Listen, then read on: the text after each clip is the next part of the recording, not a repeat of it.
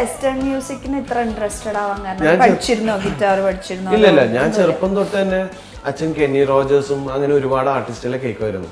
അപ്പൊ അതിൽ നിന്നാണ് ഞാൻ ഇത് കേട്ടിട്ട് എൻസിങ്, ബാക്ക് സ്ട്രീറ്റ് ബോയ്സ് ആദ്യം കേട്ടു, പിന്നെ Slipknot, Lamb of God എന്ന് പറഞ്ഞ ബാൻഡിലേക്ക് പിന്നെ ചാടി.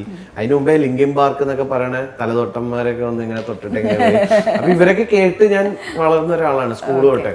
പിന്നെ ഞാൻ കോളേജ് വെച്ചാണ് കുറച്ചും കൂടി അധികം വെസ്റ്റേൺ മ്യൂസിക് കേട്ടു, തന്നെ പ്രാക്ടീസ് ചെയ്ത്. അപ്പൊ ബാൻഡിൽ വന്നതിന് ശേഷമാണ് ആക്ച്വലി ഞാൻ ആസ് എ സിംഗർ വളരുന്നത്. അല്ലാണ്ട് ഞാൻ തന്നെ പ്രാക്ടീസ് ചെയ്യുകയോ അതൊന്നും നടന്നിട്ടില്ല. Only because I was part of a band I am able to sing. അല്ലാണ്ട് ഐ കാൺ സേ യുനോ ഞാൻ തന്നെ പാടി. അത് തന്നെ, my brother sings better than me, seriously.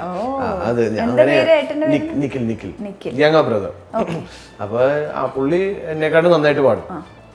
പക്ഷെ ഞാൻ അത്ര അടിപൊളിയാണെന്ന് എനിക്ക് ഇപ്പോഴും തോന്നുന്നു. പക്ഷെ ഞാൻ ആക്ച്വലി പ്ലേ ബാക്കിൽ വന്നുകൊണ്ടാണ് ഇനി പ്ലേ ബാക്കിലൊക്കെ വന്ന് കുറച്ച് മലയാളം പാട്ട് പഠിക്കാം. അങ്ങനെ കുറച്ച് സാധനങ്ങൾ പഠിച്ചു തുടങ്ങുന്നതും എക്സ്പെരിമെന്റിങ് മൈസെൽഫ്. ഹിന്ദിയും തമിഴും അന്നും എനിക്ക് പാടാൻ താല്പര്യം ഉണ്ടായിരുന്നു.